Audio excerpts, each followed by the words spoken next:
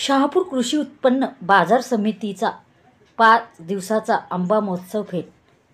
शहापूर कृषी उत्पन्न बाजार समितीने 18 मे ते 22 मे पर्यंत असणारा आंबा महोत्सव ठेवण्यात आला आहे।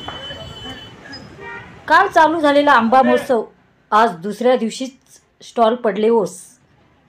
एक शेतकरी दापोलीवरून आंबा विक्रीसाठी आला असता त्यांनी आपली व्यथा व्यक्त केली।